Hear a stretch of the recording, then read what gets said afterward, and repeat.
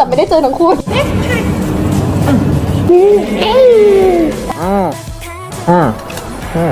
คอกี้ ว้าวว้าวอุ้ย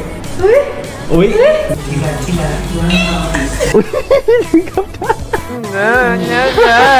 อ่า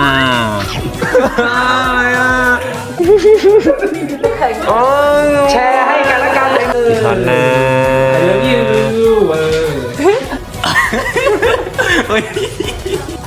งามเป็นไรเอ่ยอยู่ในก็โยกใช่ใช่ยิ้มเอามาจิ๊บจิ๊บ